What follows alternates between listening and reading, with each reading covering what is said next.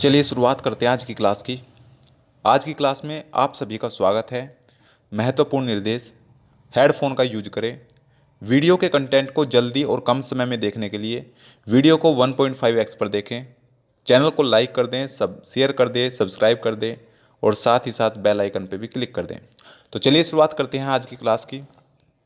आज हमारा टॉपिक क्या है? आज हमारा टॉपिक है राधा कृष्ण आयोग या विश्वविद्यालय शिक्षा आयोग। तो प्रश्न कैसे भी आ सकता है भाई, कुछ भी किसी भी तरीके से इस प्रश्न को पूछा जा सकता है। प्रश्न हो सकता है कि राधाकृष्ण आयोग के प्रमुख सुझाव एवं संस्तुतियों का विवेचन कीजिए। राधाकृष्ण आयोग के प्रमुख सुझाव एवं संस्तुतियों का विवेचन कीजिए। विश्वविद्यालय शिक्षा आयोग यानी कि राधाकृष्ण आयोग की विश्वविद्यालय में परीक्षा प्रणाली संबंधी संस्तुतियां संक्षेप में लिखिए। या फिर प्रश्न आ सकता है कि राधाकृष्ण आयोग के अनुसार विश्वविद्यालय शिक्षा के उद्देश्यों की विवेचना कीजिए। तो ये प्रश्न 2012 में आया हुआ है। अब बात करेंगे राधाकृष्ण आयोग के सुझाव एवं संस्तुतियां। राधाकृष्ण आयोग के सुझाव एवं संस्तुतियां। Suggestion of and recommendation of Radhakrishna commission. एक एक लाइन बड़ी महत्वपूर्ण है, एक एक लाइन पे ध्यान देंगे। उच्च शिक्षा की तत्कालीन कमियों से अवगत होने के कारण उच्च शिक्षा की तत्कालीन कमियों से अवगत होने के कारण अंतर्राष्ट्रीय शिक्षा परिषद एवं केंद्रीय शिक्षा सलाहकार बोर्ड ने भारत के समक्ष एक अखिल भारतीय विश्वविद्यालय शिक्षा आयोग नियुक्त करने का प्रस्ताव प्रस्तुत किया। किसका? अखिल भारतीय विश्वविद्यालय शिक्षा आयोग नियुक्त करने का प्रस्ताव प्रस्तुत किया। सरकार ने इस प्रस्ताव को मान्यता प्रदान करके 4 नवंबर 1948, इस तारीख को ध्यान रखेंगे, 4 नवंबर 1948 को विश्वविद्यालय शिक्षा आयोग की नियुक्ति की, जिसके अध्यक्ष सर्वपल्ली राधाकृष्णन थे। इस आयोग को राधाकृष्ण आयोग भी कहा जाता है। इसके मुख्य उद्देश्य इस प्रकार से हैं: भारतीय विश्वविद्यालय शिक्षा के विषय में रिपोर्ट देना और उन सुधारों और विस्तारों के संबंध में सुझाव प्रस्तुत करना जो देश की वर्तमान और भावी आवश्यकताओं के लिए वांछनीय हो। इस आयोग ने विश्वविद्यालय शिक्षा के संदर्भ में प्रश्नावली व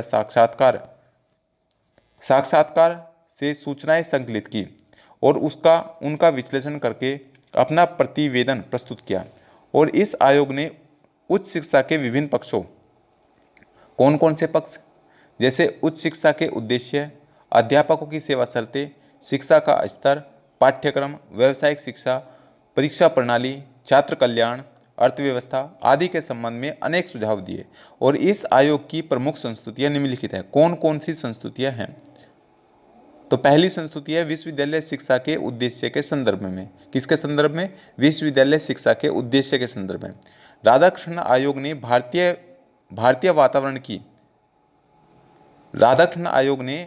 वातावरण की अतीत व वर्तमान परिस्थितियों की पृष्ठभूमि में विश्वविद्यालय शिक्षा के उद्देश्य निर्धारित किए। साथ ही व्यक्तिगत और राष्ट्रीय बातों को भी ध्यान में रखा। और ये उद्देश्य निम्नलिखित हैं। कौन कौन से उद्देश्य हैं? पॉइंट नंबर 1, विश्वविद्यालय शिक्षा का उद्देश्य नवीन विचारधाराओं को जन्म देना और नवीन मान्यताओं और पुरानी मर्यादाओं के मध्य समन्वय स्थापित कर विकास की ओर बढ़ते रहने की प्रेरणा देना है। एक एक लाइन ध्यान से सुननी है। पॉइंट नंबर 2, हमारे विश्वविद्यालय को ऐसे व्यक्तियों का निर्माण करना चाहिए जो राजनीति, प्रशासन, व्यवसाय, उद्योग आदि के क्षेत्रों में नेतृत्व कर सकें। पॉइंट नंबर 3, इस शिक्षा के द्वारा उन गुणों का विकास करना चाहिए जिनसे कि छात्र भविष्य में उत्तम नागरिक बनकर देश के प्रजातंत्र शासन को सफल बनाने में योगदान दे सकें। पॉइंट नंबर 4, विश्वविद्यालय को विद्यार्थियों के मानसिक एवं शारीरिक विकास दोनों पर ही समान रूप से ध्यान देना चाहिए। विद्यार्थियों में आध्यात्मिक जीवन का विकास करना चाहिए और विश्वविद्यालयों का प्रमुख कर्तव्य होना चाहिए। विश्वविद्यालय शिक्षा का लक्ष्य न्याय, स्वतंत्रता, समानता, विश्व बंधुत्व, दूरदर्शिता की भावना का विकास करना है और आदर्शों का संरक्षण करना होना चाहिए। बात करते हैं शिक्षा वर्ग के संदर्भ में। तो विश्वविद्यालय शिक्षा आयोग ने शिक्षकों की दशा सुधारने हेतु निम्नलिखित सुझाव दिए। कौन कौन से सुझाव दिए? पॉइंट नंबर 1, विश्वविद्यालय के अध्यापकों को 4 श्रेणियों में विभाजित किया जाना चाहिए: research fellow, instructor, lecturer, reader और प्रोफेसर। और अलग अलग वेतनमान निश्चित किए जाने चाहिए। पदोन्नति के आधार पर शिक्षक की योग्यता हो, यानी कि पद उन्नति के आधार पर शिक्षक की योग्यता हो। पॉइंट नंबर 3, अध्यापकों को उचित सुविधाओं एवं प्रोविडेंट फंड, कार्यकाल, अवकाश आदि आदि के नियम स्पष्ट रूप से बताए जाएं और इसका पालन किया जाए। पॉइंट नंबर 4, शिक्षकों की नियुक्ति पूर्ण रूप से निष्पक्ष और योग्यता के आधार पर हो। शिक्षकों की नियुक्ति पूर्ण रूप से निष्पक्ष और योग्यता के आधार पर हो। पॉइंट नंबर 5, अध्यापकों की सेवानिवृत्ति 60 वर्ष की आयु में तथा प्रोफेसर की 64 वर्ष की आयु में होनी चाहिए। तो इस बात को भी ध्यान रखेंगे। एक एक पॉइंट, एक एक लाइन ध्यान से सुननी है। शिक्षा स्तर के संदर्भ में, तो शिक्षा स्तर के संदर्भ में राधाकृष्ण आयोग ने क्या कहा है? विश्वविद्यालय शिक्षा आयोग ने शिक्षा स्तर को के उन्नयन हेतु निम्नलिखित सुझाव दिए। कौन कौन से सुझाव दिए गए? पहला, माध्यमिक कक्षाओं के लिए अधिकाधिक अवसर व्यावसायिक शिक्षा प्राप्त करने के लिए उपलब्ध कराए जाए। माध्यमिक कक्षाओं के लिए अधिक से अधिक अवसर व्यावसायिक शिक्षा प्राप्त करने के लिए उपलब्ध कराए जाएं। पॉइंट नंबर 2, प्रत्येक राज्य में अच्छी संख्या में माध्यमिक कॉलेज खोले जाएं। कौन से कॉलेज? माध्यमिक कॉलेज, जिनसे छात्रों को इस स्तर की शिक्षा पाने में असुविधा ना हो। क्या ना हो? असुविधा ना हो। पॉइंट नंबर 3, माध्यमिक परीक्षा में सफल हुए छात्रों को विश्वविद्यालय में प्रवेश पाने का अधिकार हो और इससे कम योग्यता वाले छात्रों को प्रवेश कदापि न दिया जाए। पॉइंट नंबर 4, एक सत्र में कम से कम 180 दिन स्नातक स्तरीय कॉलेज में शिक्षण कार्य होना चाहिए। तो एक सत्र में कम से कम कितने दिन का? 180 दिन का स्नातक स्तरीय कॉलेज में शिक्षण कार्य होना चाहिए। फिर आगे कहा गया है कि स्नातक कॉलेजों में जो विश्वविद्यालय से संबंध हो, छात्र संख्या 1500 से अधिक न हो और इस प्रकार से उन विश्वविद्यालयों में जहां शिक्षा प्रदान की जाती हो छात्र संख्या 3000 तक सीमित रहनी चाहिए। पॉइंट नंबर 6, किसी भी पुस्तक को पाठ्य पुस्तक की संज्ञा नहीं दी जानी चाहिए और किसी भी विषय की किसी भी पुस्तक को पाठ्य पुस्तक निर्धारित नहीं किया जाना चाहिए। नेक्स्ट,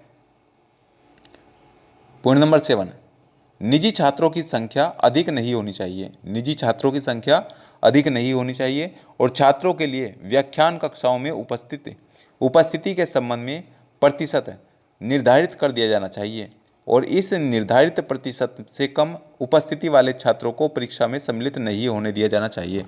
जैसे हम कहते हैं कि भाई बच्चों की 75% अटेंडेंस या 80% अटेंडेंस होनी अनिवार्य है, तो इसका मतलब अगर उनकी अटेंडेंस उससे कम होगी तो फिर उनको परीक्षा से वंचित कर दिया जाए। पॉइंट नंबर 8, शिक्षकों को अपने व्याख्यान ध्यानपूर्वक तैयार करने चाहिए और ट्यूटोरियल कार्य में विशेष रुचि लेनी चाहिए। ट्यूटोरियल कार्य के लिए विशेष योग्य शिक्षकों को नियुक्त किया जाना चाहिए। पॉइंट नंबर 9, छात्रों के लिए अच्छे पुस्तकालयों की व्यवस्था की जानी चाहिए और इस प्रकार से विज्ञान के छात्रों के लिए सुसंपन्न प्रयोगशाला उपलब्ध होनी चाहिए। पॉइंट नंबर 8, पाठ्यक्रम के संदर्भ में, तो विश्वविद्यालय शिक्षा आयोग ने पाठ्यक्रम के संबंध में निम्नलिखित महत्वपूर्ण सुझाव दिए हैं। कौन कौन से सुझाव दिए हैं? छात्रों के चतुर्दिक हितों को ध्यान में रखकर सामान्य शिक्षा और विशिष्ट शिक्षा की व्यवस्था की जानी चाहिए। हितों में व्यक्तिगत धनोपार्जन और श्रेष्ठ नागरिकता आदि सम्मिलित हों। पॉइंट नंबर 2, आयोग ने कहा है कि उसके सुझावों को आधार मानकर विश्वविद्यालय और माध्यमिक शिक्षण संस्थाएं पाठ्यक्रम और पाठ्य सामग्री की उचित व्यवस्था करें और सामान्य रूप से प्रचलित तथा मान्यता प्राप्त व्यवहारों और शिक्षा के सिद्धांतों का प्रशिक्षण अनिवार्य कर दें। पॉइंट नंबर 3, इन शिक्षा सिद्धांतों तथा संबंधित व्यवहारों का शिक्षण कार्य प्रारंभ करने में विलंब हानिकारक होगा क्योंकि विशिष्ट शिक्षा की कमियां विलंब के कारण दूर न हो सकेंगी। 5वां पॉइंट है व्यावसायिक शिक्षा के संदर्भ में, तो आयोग ने यह सुझाव दिया कि छात्रों को कम से कम 3 या 4 व्यवसायों की शिक्षा दी जानी चाहिए। कम से कम 3 या 4 व्यवसायों की शिक्षा दी जानी चाहिए। स्नातक को किसी भी व्यवसाय की स्नातक को किसी भी व्यवसाय की उसकी रुचि के अनुसार शिक्षा ग्रहण करने के लिए प्रोत्साहित करना चाहिए।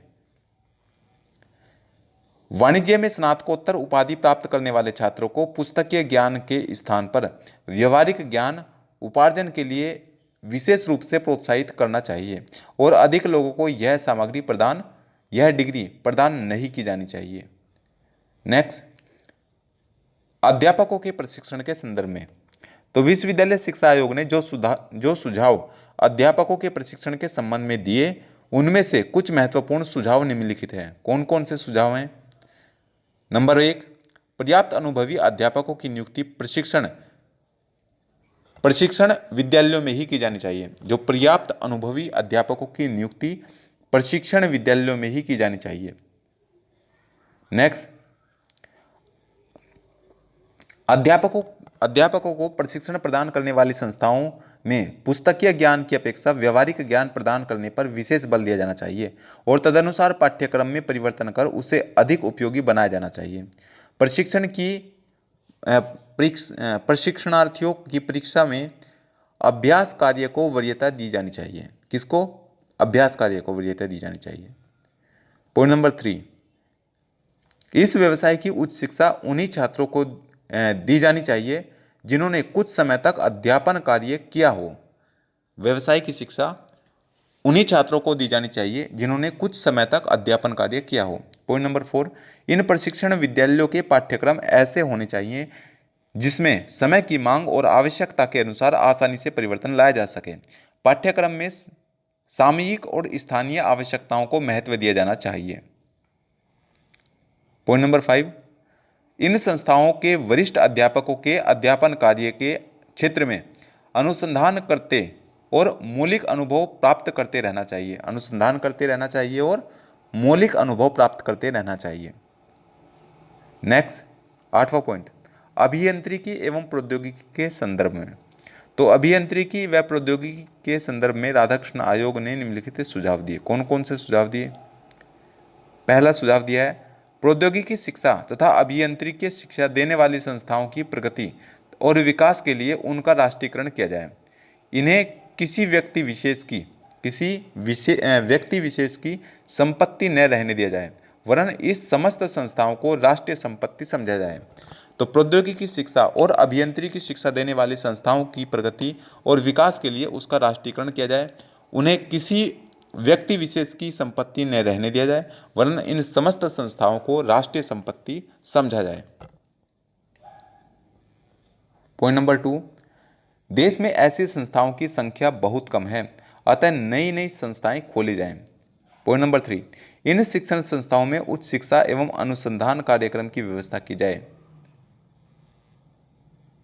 इन संस्थाओं में राष्ट्रीय आवश्यकताओं के अनुसार पाठ्यक्रम में विविधता लाई जाए और उसका विस्तार किया जाए।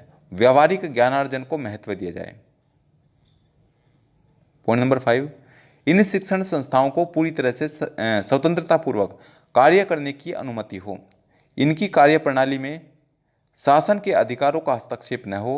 इन्होंने मंत्रालयों के अंतर्गत अथवा उसके नियंत्रण में रखा जाए। मंत्रालयों के अंतर्गत रखा जाए या उनके नियंत्रण में रखा जाए। पॉइंट नंबर 6, प्रौद्योगिकी शिक्षा के विशिष्ट एवं उच्चतम ज्ञानार्जन की व्यवस्था इन संस्थाओं में की जाए। इनकी स्थापना में विलंब न किया जाए। पॉइंट नंबर 8, चिकित्सकीय शिक्षा के संदर्भ में, चिकित्सकीय शिक्षा के संदर्भ में, तो चिकित्सकीय शिक्षा की कमियों को दूर करने और उसकी उन्नति एवं विकास के ध्येय से आयोग ने निम्नलिखित सुझाव दिए। कौन कौन से सुझाव दिए? पॉइंट नंबर 1, मेडिकल कॉलेजों में अधिक से अधिक छात्रों को प्रवेश न दिया जाए। मेडिकल जो कॉलेज हैं उनमें अधिक से अधिक छात्रों को प्रवेश ना दिया जाए। एक सत्र में 190 से अधिक छात्र न लिए जाएं और प्रत्येक छात्र के अधीन 10 से अधिक रोगी न हों, यानी कि हर छात्र को अधिकतम 10 रोगी मिले। पॉइंट नंबर 2, रोगी परिचर्या और रोगों की रोकथाम को अधिक महत्व दिया जाए। रोगी परिचर्या और रोगों की रोकथाम को अधिक महत्व दिया जाए। भारत की प्राचीन चिकित्सा पद्धतियों एवं आयुर्वेदी तथा हकीमी प्रणाली का विकास किया जाए और इनके अंतर्गत अनुसंधान कार्यों को भी प्रोत्साहित किया जाए। पॉइंट नंबर 4, ग्रामीण और साधनहीन लोगों की चिकित्सा का भी प्रशिक्षण छात्रों को विशेष रूप से दिया जाए। तो ग्रामीण और साधनहीन लोगों की चिकित्सा का भी प्रशिक्षण छात्रों को विशेष रूप से दिया जाए। पॉइंट नंबर 5, चिकित्सा की स्नातकोत्तर शिक्षा देने वाली संस्थाओं में औजार, साज सज्जा, औषध आदि की पर्याप्त व्यवस्था, साथ ही इसके साथ योग्य और अनुभवी चिकित्सा शिक्षक उपलब्ध होने चाहिए। नेक्स्ट, अनुसंधान कार्य एवं प्रशिक्षण व्यवस्था के संदर्भ में विश्वविद्यालय शिक्षा आयोग ने अनुसंधान कार्य एवं प्रशिक्षण के संबंध में जो संस्तुतियां प्रस्तुत किए हुए निम्नलिखित हैं। कौन कौन सी संस्तुतियां हैं? पॉइंट नंबर 1, जिन छात्रों का पीएचडी के लिए शोध कार्य उत्तम रहा हो, जिन छात्रों का पीएचडी के लिए शोध कार्य यानी कि रिसर्च उत्तम रहा हो, उन्हें और आगे विशिष्ट ज्ञान प्राप्त करने के लिए अध्ययन करने का अवसर प्राप्त होना चाहिए। ऐसे छात्रों को फेलोशिप प्रदान की जानी चाहिए। क्या प्रदान की जानी चाहिए? फेलोशिप प्रदान की जानी चाहिए। और इनका चुनाव अखिल भारतीय स्तर पर होना चाहिए। किस पर होना चाहिए? अखिल भारतीय स्तर पर होना चाहिए। पॉइंट नंबर 2, जिन छात्रों ने डीलिट अथवा डीएससी की उपाधियां प्राप्त करने के प्रयास में उत्कृष्ट योग्यता का प्रमाण दिया हो, उन छात्रों को छात्रवृत्ति के अतिरिक्त निःशुल्क अध्ययन की सुविधा शिक्षा मंत्रालय द्वारा दी जानी चाहिए। क्यों? क्योंकि केवल मौखिक कार्यों पर ही डीलिट तथा डीएससी की उपाधियां प्रदान की जानी चाहिए। केवल मौखिक कार्यों के लिए कौन सी उपाधि? डीलिट की उपाधि या डीएससी की उपाधियां प्रदान की जानी चाहिए। विश्वविद्यालयों की समुचित आर्थिक सहायता की जानी चाहिए और इसके लिए उन्हें आवर्तक या अनावर्तक अनुदान बराबर मिलते रहना चाहिए। पॉइंट नंबर 10, शिक्षा के माध्यम के संदर्भ में तो आयोग ने शिक्षा के माध्यम के विषय में निम्नलिखित विचार व्यक्त किए हैं। कौन कौन से विचार? पॉइंट नंबर 1, उच्च शिक्षा का माध्यम अंग्रेजी के बजाय प्रादेशिक भाषाएं होनी चाहिए। यानी कि प्रदेशों की जो भाषाएं हैं वो उच्च शिक्षा के लिए अंग्रेजी के बजाय प्रादेशिक भाषाएं ही शिक्षा का माध्यम होनी चाहिए। लेकिन संघीय भाषा यानी कि हिंदी को भी शिक्षा का माध्यम बनाने में स्वतंत्रता होनी चाहिए। पॉइंट नंबर 2, संघीय भाषा के लिए केवल देवनागरी लिपि का प्रयोग किया जाना चाहिए। किसके लिए? संघीय भाषा के लिए केवल और केवल देवनागरी लिपि का प्रयोग किया जाना चाहिए। फिर आगे कहा है कि उच्चतर माध्यमिक तथा विश्वविद्यालय स्तर पर छात्रों को भाषाओं की शिक्षा दी जानी चाहिए। मातृभाषा अर्थात प्रादेशिक भाषा, हिंदी भाषा या संघीय भाषा और अंग्रेजी भाषा की शिक्षा। पॉइंट नंबर 4, विद्यार्थियों को नवीन ज्ञान के संपर्क में रखने के लिए हाई स्कूल, कॉलेज, विश्वविद्यालयों में अंग्रेजी की शिक्षा को बनाए रखना चाहिए। तो विद्यार्थियों को नए ज्ञान के संपर्क में रखने के लिए विद्यार्थियों को हाई स्कूल, कॉलेज और विश्वविद्यालय में अंग्रेजी की शिक्षा को बनाए रखना चाहिए। फिर कहा है कि विश्वविद्यालय में परीक्षा की प्रणाली के संदर्भ में तो आयोग ने विश्वविद्यालय की परीक्षा प्रणाली को दोषपूर्ण बताते हुए उसे दोष मुक्त करने के लिए निम्नलिखित संस्तुतियां दी। कौन कौन सी संस्तुतियां दी है? छात्रों की प्रगति का मूल्यांकन करने के लिए यथाशीघ्र वस्तुनिष्ठ प्रगति परीक्षा का पाठ्यक्रम तैयार किया जाना चाहिए। नेक्स्ट, त्रिस्तरीय डिग्री कोर्स की परीक्षा 3 वर्ष पश्चात न ली जाकर, मतलब 3 वर्ष के पश्चात न ली जाए, 3 वर्षीय डिग्री कोर्स की परीक्षा प्रत्येक वर्ष के अंत में ली जानी चाहिए। छात्रों के लिए प्रत्येक इकाई अर्थात प्रतिवर्ष की परीक्षा उत्तीर्ण करनी अनिवार्य होनी चाहिए। पॉइंट नंबर 3, परीक्षाओं के स्तर का उन्नयन करने के लिए प्रथम, द्वितीय, तृतीय श्रेणी के न्यूनतम प्राप्तांक 70, 55 और 40 इतने प्रतिशत होने चाहिए। यानी कि प्रथम श्रेणी में 70%, द्वितीय श्रेणी में 55% और तृतीय श्रेणी में 40% होने चाहिए। पॉइंट नंबर 4, सभी विश्वविद्यालयों की सभी परीक्षाओं में कृपांक देने की पद्धति समाप्त की जानी चाहिए। ऐसा नहीं है कि कृपांक दिया और उसे अगली कक्षा में प्रमोट कर दिया। बात करते हैं महिलाओं की शिक्षा के संदर्भ में तो आयोग ने महिलाओं की शिक्षा से संबंधित समस्याओं का गंभीरतापूर्वक अध्ययन कर उनके निराकरण के लिए कतिपय सुझाव दिए जो निम्नलिखित हैं। कौन कौन से सुझाव दिए हैं? स्त्रियों को अपनी शिक्षा के विषय चुनने के लिए योग्य एवं अनुभवी व्यक्तियों से परामर्श एवं सहायता लेनी चाहिए। नंबर 2, स्त्रियों और पुरुषों की शिक्षा कुछ क्षेत्रों में समान और कुछ में भिन्न भिन्न होनी चाहिए। यह भिन्नता उनके स्वभाव, गुण एवं कार्यों के अनुरूप होनी चाहिए। पॉइंट नंबर 3, स्त्रियों के लिए ग्रह अर्थशास्त्र और ग्रह विज्ञान की शिक्षा अत्यंत आवश्यक है।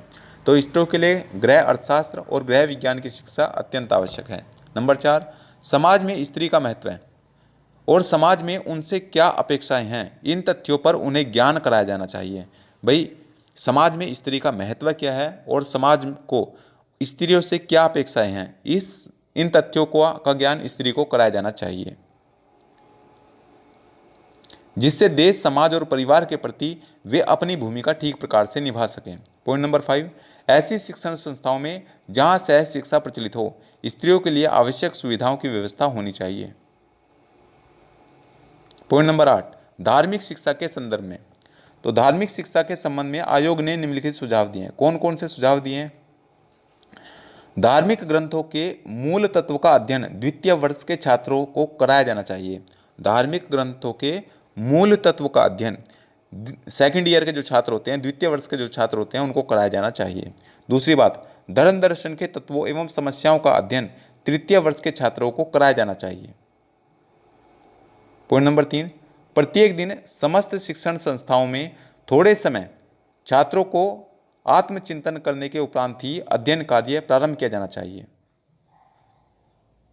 पॉइंट नंबर 4, धर्म के क्षेत्र में उत्पन्न महात्माओं, चाहे वो किसी भी धर्म के हों, की जीवनियों का अध्ययन स्नातक कक्षा के प्रथम वर्ष के छात्रों को करना चाहिए। ऐसे महात्माओं में स्वामी दयानंद, शंकराचार्य, बुद्ध, ईसा, मोहम्मद आदि सम्मिलित होने चाहिए।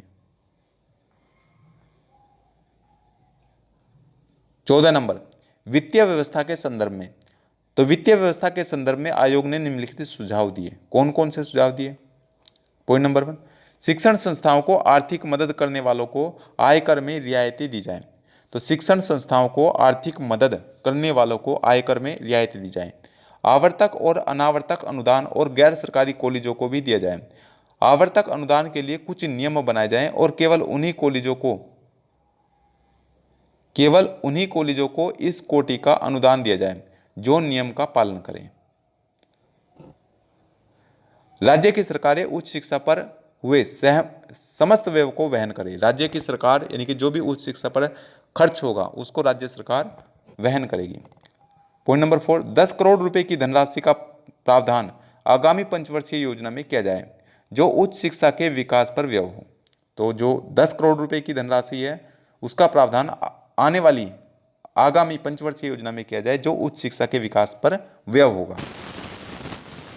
पॉइंट नंबर 5, आवर्तक और अनावर्तक अनुदानों के अतिरिक्त समय समय पर कॉलेजों को आर्थिक सहायता विश्वविद्यालय आयोग के सुझाव के कार्यान्वयन हेतु दी जाए। नेक्स्ट, ग्रामीण विश्वविद्यालयों के संदर्भ में। तो भारत के अधिकांश विश्वविद्यालय शहरी क्षेत्रों में स्थापित हैं। भारत के अधिकांश विश्वविद्यालय शहरी क्षेत्रों में स्थापित हैं। तो आयोग ने यह भी अनुभव किया कि उच्च शिक्षा का लाभ केवल शहरी जनता को, जो कि संपूर्ण जनसंख्या का 1/4 से भी कम है, को ही मिल रहा है, जबकि 80% ग्रामीण जनता इस लाभ से वंचित है। इस अनुभव के उपरांत आयोग इस निष्कर्ष पर पहुंचा कि देश में ऐसे विश्वविद्यालयों की स्थापना होनी चाहिए जो ग्रामीण जनता की आवश्यकताओं की पूर्ति कर सके और ग्रामीण जनता को वह ज्ञान प्रदान कर सके जिससे उसकी उन्नति हो। इस आयोग की संस्तुतियों के परिणाम स्वरूप शिक्षा में निम्नलिखित परिवर्तन हुए। पॉइंट नंबर 1, अध्यापक शिक्षा पर बल दिया जाना चाहिए। अध्यापक शिक्षा पर बल दिया जाने लगा। नंबर 2, छात्रों की रुचि, योग्यता एवं अभिवृद्धि के अनुसार पाठ्यक्रम को उपयोगी एवं बहुमुखी बनाया गया। पॉइंट नंबर 3, अनुसंधान का विकास हुआ। धार्मिक एवं नैतिक शिक्षा दी जाने लगी। पॉइंट नंबर 5, भाषा समस्या को हल करने के लिए त्रिभाषा सूत्र अपनाने पर बल दिया गया। पॉइंट नंबर 6, परीक्षा संबंधी सुधार हुए। इसके अतिरिक्त छात्र कल्याण, स्त्री शिक्षा और अन्य संबंधित कार्यों के लिए कदम उठाए गए। छात्र क्रियाओं एवं कल्याण के संदर्भ में तो आयोग ने छात्रों की क्रियाओं और कल्याण के लिए निम्नलिखित सुझाव दिए। कौन कौन से सुझाव दिए? प्रवेश के समय और उसके पश्चात 1 वर्ष में कम से कम एक बार प्रत्येक छात्र एवं छात्रा का पूर्ण रूपेण चिकित्सकीय परीक्षण किया जाना चाहिए। दूसरी बात, प्रत्येक विश्वविद्यालय में छात्रों के लिए चिकित्सालय होना चाहिए। तो प्रत्येक विश्वविद्यालय में, प्रत्येक यूनिवर्सिटी में छात्रों के लिए चिकित्सालय होना चाहिए। छात्रों को मध्याह्न के समय पौष्टिक आहार दिया जाना चाहिए। छात्रों को मध्याह्न के समय पौष्टिक आहार दिया जाना चाहिए। छात्रों को स्वस्थ रखने के लिए विभिन्न खेलों, व्यायामशालाओं आदि की व्यवस्था की जानी चाहिए। तो आशा है कि आज की जो बातें आपको बताई गई हैं वो सब आपको एक एक लाइन समझ में आ गई होगी। Thank you for watching. Like, comment, share and subscribe.